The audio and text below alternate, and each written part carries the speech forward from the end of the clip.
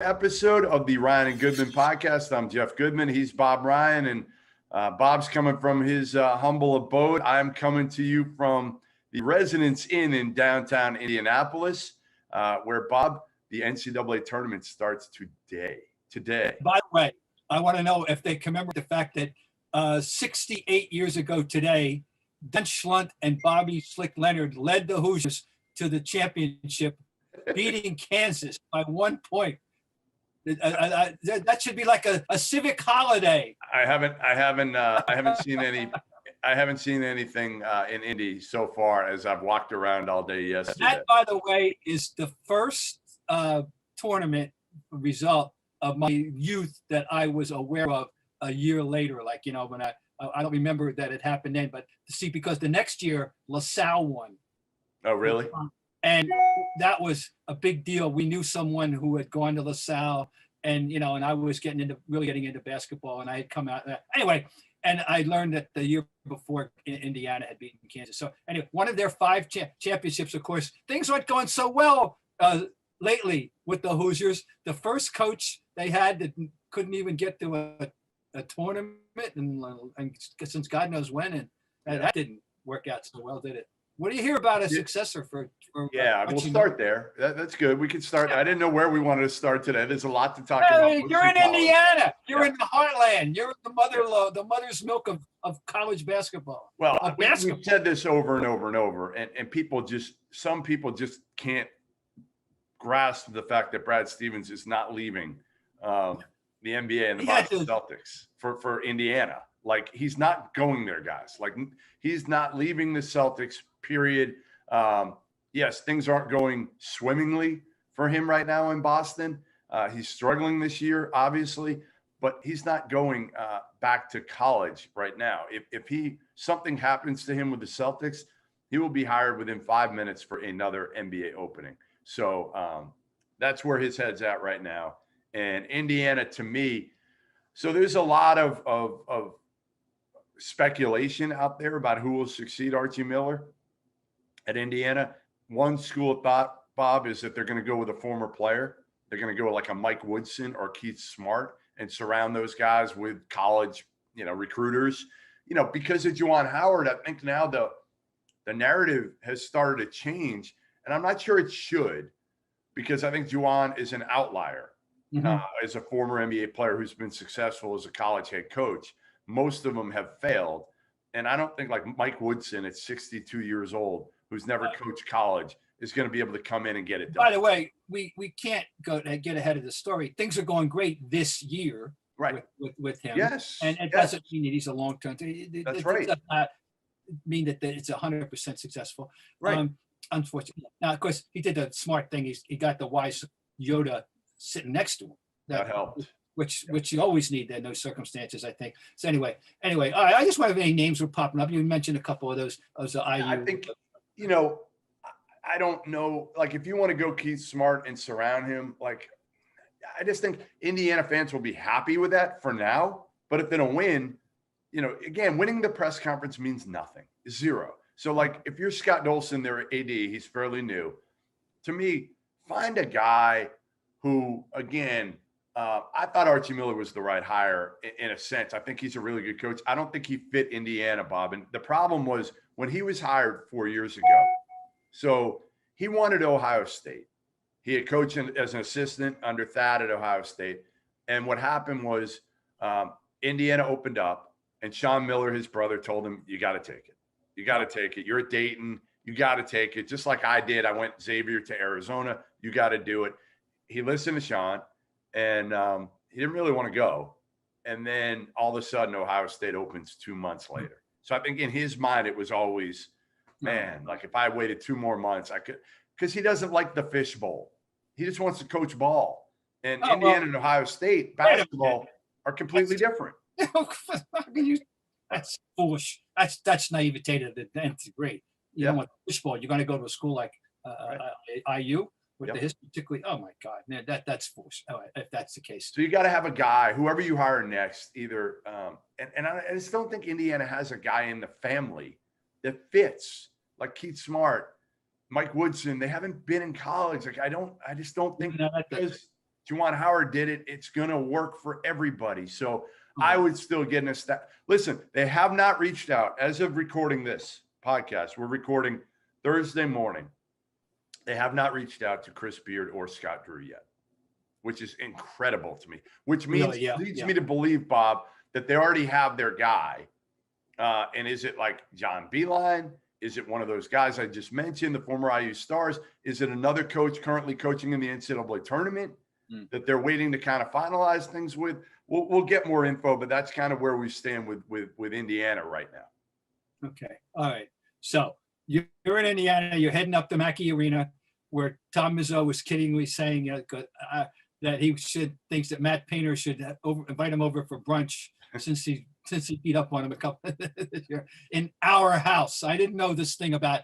That's one of they're not on my 201 list. You know. You've never been to Mackey? I've never been to a game there. Oh my goodness! I was in West Lafayette once. We drove. We saw the campus, which I thought was better than people say.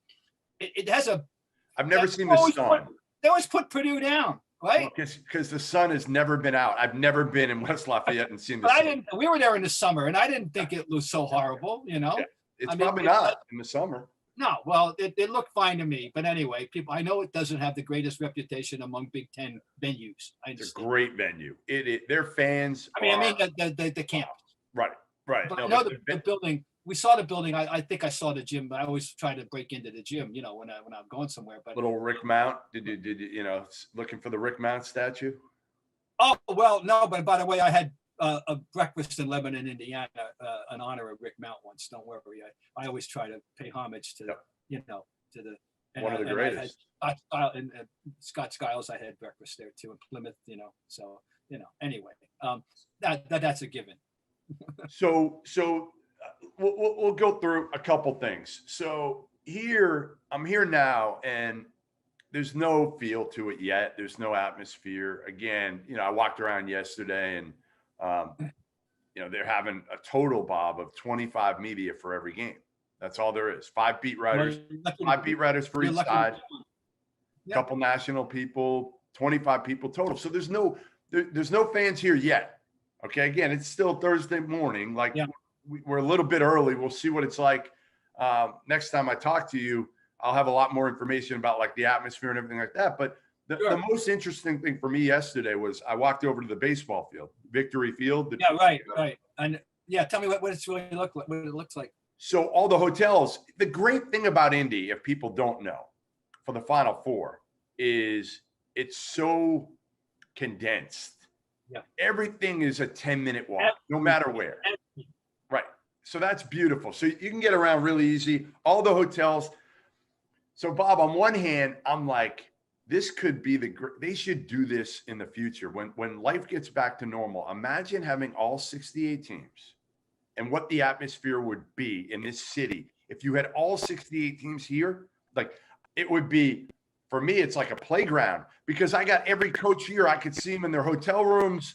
I could, I could get so much done here. But obviously right now, they're only allowed out of their hotel rooms to go to practice, to go to games, and to go to Victory Field. They have time slots. So I went over there yesterday. I don't know if you saw my Twitter, but I took some pictures and took some videos from beyond the fence of the field is split up into 3 or 4 sections. So you've got teams playing badminton, like Wisconsin. Their staff was playing badminton. Their players were throwing around the football. Then you had Texas is playing kickball. They have spike ball. So they got all these things, and they're escorted from their hotel there. They get however long it is, a half an hour, whatever, do whatever they want. And then they go back, they get escorted back. And like the rec time at the prison, a walk in the yard. Yeah, it did have a little bit of that feel. Wow. By the way, I got to tell you a quick Victory Field story. I've been there for a couple of games, and in one of them, Drew Henson hit the game-winning home run in the 12th inning. Really? For the Columbus. Wow. That's one of my milestone games. It'll be recorded in my forthcoming book. Great quarterback. Talented quarterback. Well, he vied with Tom Brady. Yeah, that's right. That's right. Yeah, crazy. I saw him hit this game-winning home run in the 12th inning. So there you go. So nice, yeah, so nice ballpark. It's been a weird experience, Bob. It's been a weird experience. Oh, I can't even imagine. I won't say I can imagine because I can't imagine. I'm happy for these kids. And again, most of the kids, the weird part is, okay, so a lot of these kids don't know any better. Like Cade Cunningham doesn't know any better. He's a freshman. His whole season has been somewhat like this, right? Like, don't go out. You're testing every day. Don't go out. Don't do anything stupid. I don't know how many fans they have in Stillwater, but he'll have similar amount of fans probably in games in Stillwater than he'll have this weekend. So the seniors, it's different. Like the guys who have been in the NCAA tournament before, then it's different. But a lot of the freshmen and sophomores, those guys they didn't play in a tournament last year, the sophomores. Right. And this year they're getting a completely different experience. Yeah, exactly.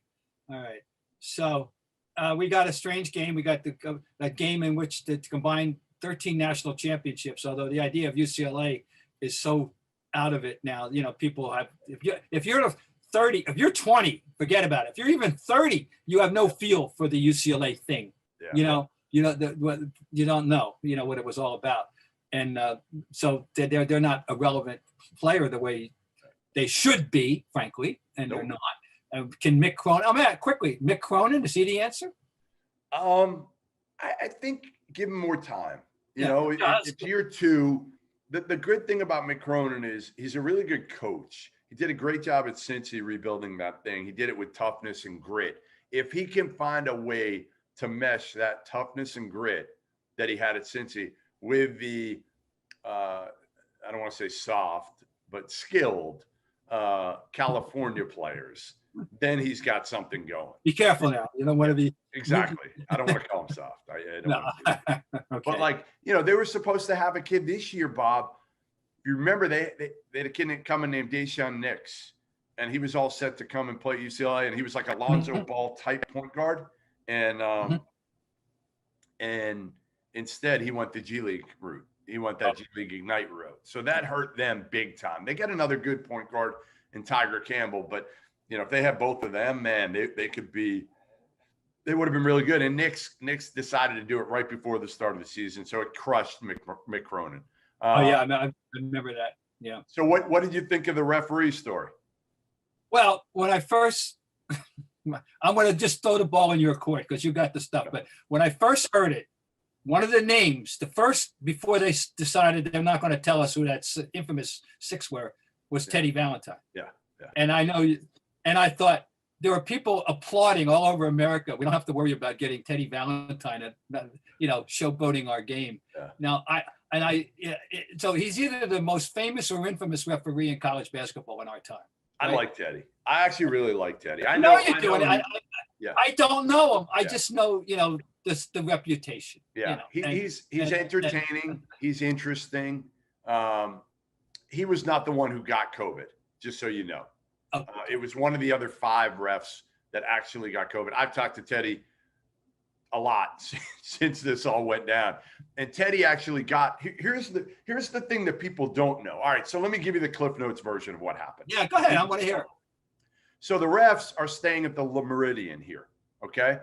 They come in and they check into their hotel Sunday night, okay? Big Ten tournament is over Sunday.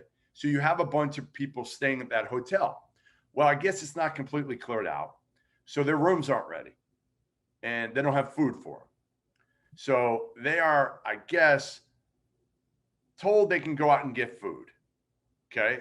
Because they got nothing ready. Now, I think what should have happened was they should have had meeting rooms ready and brought in food or whatever and spaced them out 6 feet apart, okay? Yeah. Instead, they went to Abe and Louie's, the steakhouse, and 6 of them ate together at Abe and Louie's. They come back. One of them tests positive that night.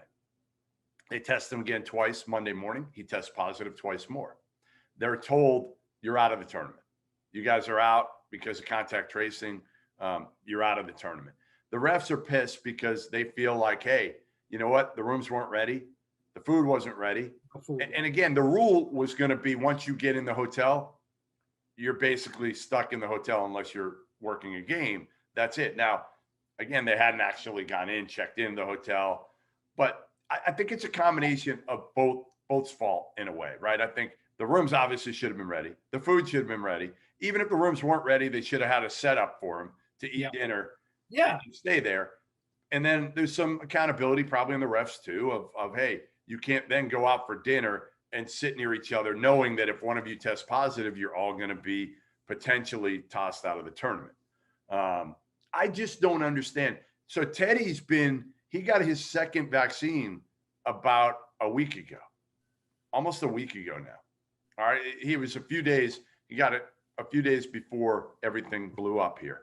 But I think what the refs were trying to say is, well, why can players contact trace for 7 days and then be allowed to play, but you're kicking us out of the tournament? Why can't we be allowed to officiate starting the Sweet 16? Yeah. Because these are 6 of the best, Bob. Yeah, no, that makes Higgins, sense. Ayers, Valentine, John Gaffney, Kip Kissinger, Ray Natili. These are 6 of the best that we have. I don't understand that either. That to me, that's a logical approach that should have been taken. I mean, this is a vast emotional overreaction on the part of the NCAA. I think to go that far. I mean, let's be practical here. That's a draconian response, I think. I'm sorry. Yeah. So Teddy didn't want to leave. So, but it does remind you of the precariousness of everything and how careful people have to be. And we'll be damn lucky if that's the end of it, if we don't have any other subsequent. We've already got Oklahoma's going to lose a key player. Yes, right? really good player. Yeah, and it won't be the last. I mean, it's Moses Wright. I broke it last night. Moses Wright, ACC Player of the Year, Bob, is out for Georgia Tech against Loyola. Oh, they won the ACC title. Just I missed that. He's their best player. Yeah, I know. So he tested positive. So he's done probably for the tournament. I mean, he's not going to play at this point. Certainly not in the first round game, not in the first weekend. So, and these kids have been here in the hotel, not allowed to roam freely, I don't think, within their hotels, but they are allowed to move around a little bit. And the coaches have told me, like, yeah, we see other coaches, we pass other teams, we talk to other coaches when we pass them, because we haven't seen these guys, a lot of these coaches, in 2 years. There's been no Final Four last year, no recruiting. So they're talking to each other. Now, again, with masks on, but, you got players, it's not a bubble, I guess is what I'm saying. It's not a bubble. So I feel like hopefully we'll be okay here and it won't permeate through a bunch of teams, but I don't think we're done. I don't think we're done seeing positive tests.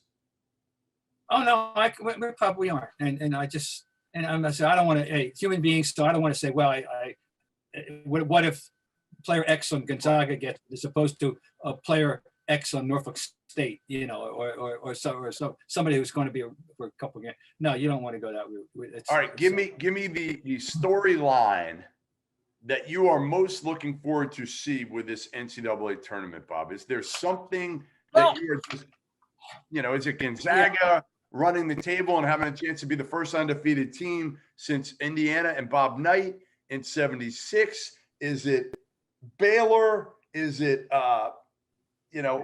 what is it for you? All right, no, go in this order.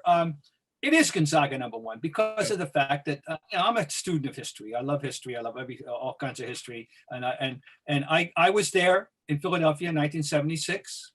I was there for the game against Michigan, the first year that of the multiple teams from the same tournament, from the same conference being allowed in the tournament. And lo and behold, the Big Ten gets 2 finalists. In Indiana and Michigan. So I was there, and Bob Knight was my. Even in victory, he was snarky because he saw that Quinn Buckner got named to the all tournament team, and he didn't, and he had to have a remark that he didn't think the media was smart enough to do that. Or words to that effect. Even in this moment of glory, then No all right. Okay. So anyway, 45 years. Yep. And we've seen how few teams have even gotten this far. Right. And undefeated. And I think the pressure will mount with each game about the weight of the history, the thing. And they'll try to ignore it and downplay it. And in their case, they have 2 things going on. They've got that, and they've got their own saga as this thing is built over 22 years of there being in this tournament consecutively, and multiple number one seedings, and of a one trip to the game where they laid a brontosaurus egg with one of their worst games, if not their worst game they played all year, on the wrong night. I mean, I like to think if they play, 4 out of 7, they would have won, or 3 out of 5, but they didn't. They stumped that night. Anyway, these kids aren't privy to that, but the fans know, what it's like. See, players, all athletes, they only know what it's in their moment. Fans bring the history. Fans bring the history. And also, good point. You're right. Players wouldn't know. Yeah. I mean, it's like with the Red Sox, when they finally, all those Red Sox teams over the years, as it mounted and finally got to 86 years. Johnny Damon had no idea. In our issue, I wasn't there in 1946 when we lost to the Cardinals in 7. Right. I wasn't there in 75, but the fans, if you weren't there, your grandfather was, and they told you all about it. Anyway, Gonzaga has this going for them now, against them now. Yeah. They've got this history. Yeah. So there's no other team in this tournament with the dual pressures that they have at this moment in time, Which is and and I know they're good enough to overcome all this, Yeah, but it's crazy that we're talking Gonzaga, the favorite, the heavy. I mean, imagine if I had told you this 10 years ago, Bob. Gonzaga, the heavy favorite to win the national title, you would have been like, no chance that ever happens. They're always going to be Cinderella. They're a great program, but they're never going to be able to compete with Kentucky and Duke. And right now we've got Kentucky and Duke, Kay and Calipari, watching this tournament as observers like you and me. Yeah, exactly. Okay, that's number one. Number two is it's been a year of the Big Ten as well as the Big 12. I understand that they've been great too, but the Big Ten has gotten a little bit more of the publicity for being great than the Big 12 has. Okay, I think that's a fair statement. And I know I've seen more of the Big Ten, and I can't believe how many good teams are in the Big Ten. But one has risen a little bit to the top, and that's Illinois. I know Michigan's a number one seed too, but because of the liver situation, I have to eliminate them. I'm sorry. There's only going to be a limit. It's so sad. It's too damn bad, because they could easily have gone to win a championship. But right now, I think Baylor have never regained what they were before the 3-week COVID layoff. I talked to Scott Drew yesterday, Bob. I talked to him for a while yesterday. I'll tell you a quick story. Yeah, go ahead. A quick story. So yesterday, I get my credential, and you're allowed to go in the what do you call it? The convention. You're allowed to go in as media. You're allowed to go in the convention, but you're limited where you can go. And nobody's in there. They're not ready because there's no games in Lucas Oil this weekend. So nothing's ready, but the teams are practicing in Lucas Oil. They've got 2 courts set up. They've got it broken up into 2 courts. Yeah. I guess for the first games at Lucas Oil they're tomorrow. Yeah, they're Friday. So they still got a couple more days, or they had a couple more days yesterday. So I walked through and nobody's really there. Like I can't get to the court. They have security there, but there's an elevator. So, being me, I go up the elevator, right? Like, let me check some stuff out here. Nobody's telling me I can't. So I go up, top floor, the suite level. You can't see anything because you got to have the combination to punch in to get in any of the suites. I go down a level, 300 level. I'm fine. I'm watching Baylor practice. I'm not supposed to, but I'm watching Baylor practice. I'm seeing. Exactly. I told David Warlock, I said, listen, if you want me to come on as security, I got no problem. If you want to pay me a few extra bucks and I'll help out and do a dual role and help you with security, I got no problem. I love Warlock. So I kind of told them that. So hopefully they'll stiffen up the security a little bit. But so I talked to Scott Drew later. He actually waved to me from the 300 level. I was way up. Oh yeah.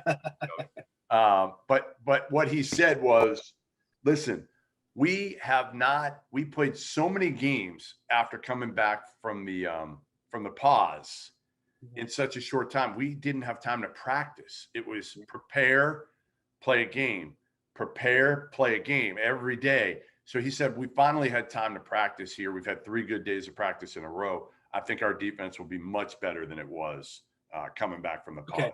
All right. Well, that's good. Because, there was a point in time when I was advocating that Gonzaga and Baylor should just break off and go on a 7-game barnstorming tour of America, and Yeah.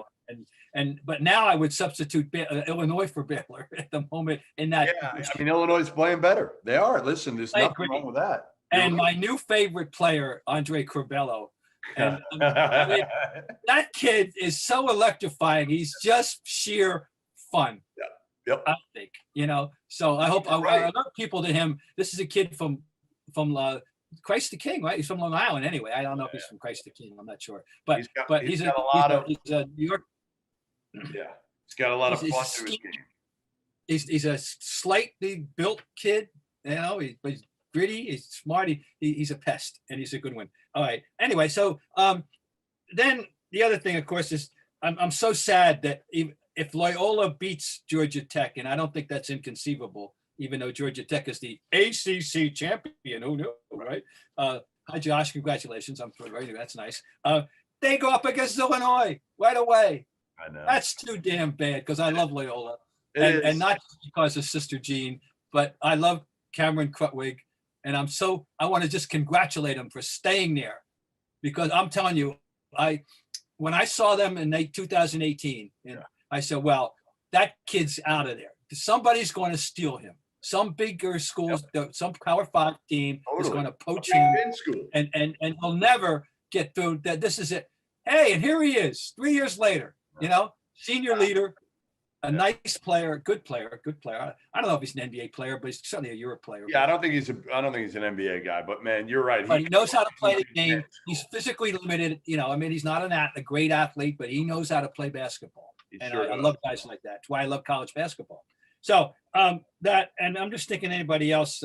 I like Iowa. Once again, a Big Ten. I love Who did you pick? Well, let's get your final four. Gonzaga. My final four was Gonzaga, Alabama, Baylor, and Illinois. I know it's so chalky, and I just couldn't figure out. Florida State would probably be as opposed.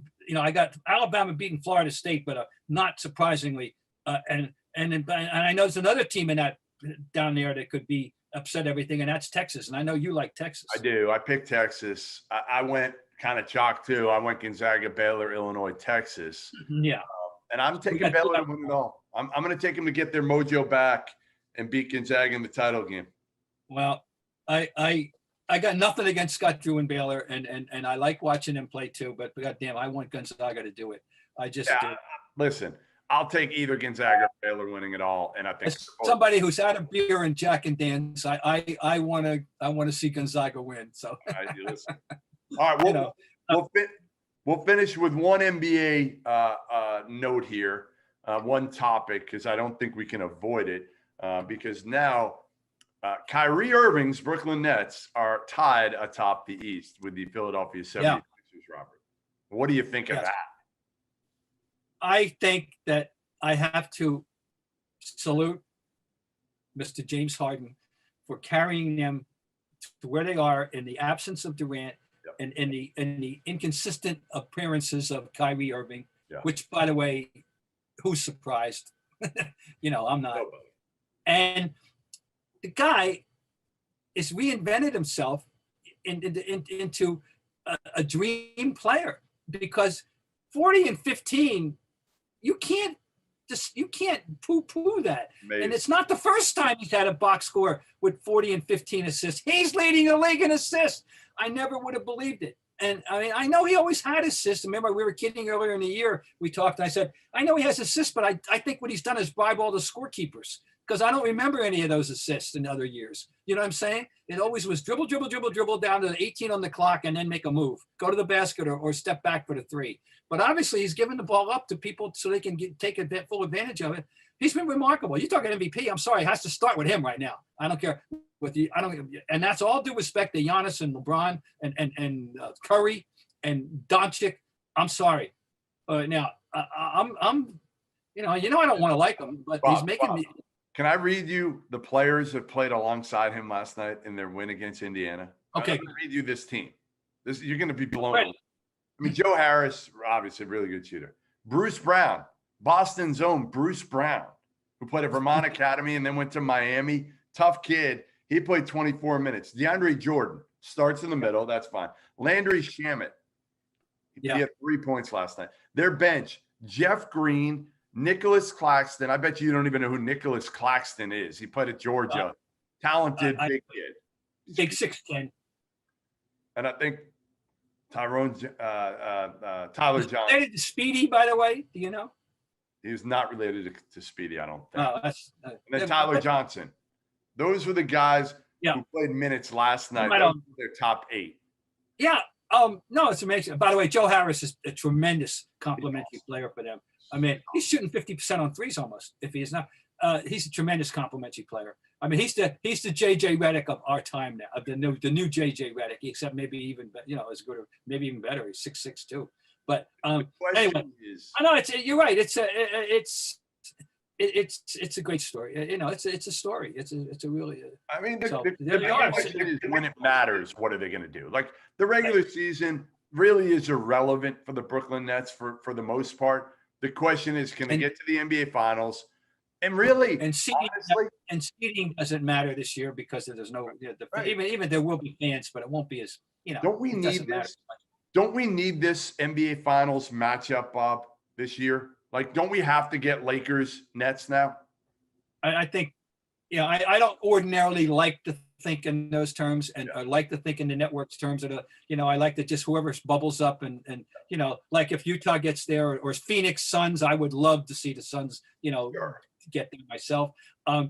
But yeah, I know what you're saying. It would be the best way to attract attention to a league that even you, don't you want to see that matchup with that many great players in the court and Kyrie, can he, what would he be like in the NBA Finals? And I don't know. I just, there's a lot of great storylines. Well, exactly. The LeBron thing, just continues to, just dazzle people. Speaking of, by the way, we welcome him into the Boston ownership community. Wow. You know that. Does that mean that? LeBron are you and he going to be hanging, you think, in the press box one day or something? No, you never know. I mean, but he's better not be wearing that Yankee hat, though. You better put that in the closet. That's right. But he's something. This is an interesting story. Yeah, for people who don't know, LeBron James has bought into Fenway Sports Group, so he's now who also owned the Liverpool team. And now he did. Is this a conflict of interest? Doesn't he have an interest in some football team across the pond already? I thought he did, but anyway, I just can't wait to see him like at Fenway Park. Like it's gonna happen. He's got to show up now. He's got to. Oh yeah, he's got to. He'll be there at some point. Alex Cora was singing LeBron's praises yesterday, welcoming him and saying how much he admires him on and off the court, et cetera, et cetera. So that's what's happening in the end. And by the way, the Utah Jazz came in and kicked the Celtics' ass, and Phoenix Suns continue to roll on. Yeah, I mean, listen, the Celtics are still, it's like spinning their wheels a little bit. Oh, you don't feel good about them. You feel like they're just mediocre. Honestly, look at them now, and you're like, they're probably. I think you have to be very judicious with the famous Parcells phrase. Yep. Because I don't believe in it as a rule, that you are what your record says you are. There were many mitigating circumstances. 100%. But you and I have watched this team to know that if there ever was a team that is what its record says it is, based on the way they have gotten to this point in time, it is the 2020-21 Boston Celtics, right? It's frustrating because, again, they have more talent on their top 4 guys, but their bench it's just okay. I talked to Danny Ainge a little bit the other day.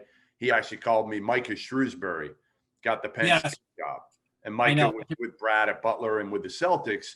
And Danny was singing his praise. He loves it. Yeah, everybody are very happy for Micah Shrewsbury. I know. Great guy, like incredible human being.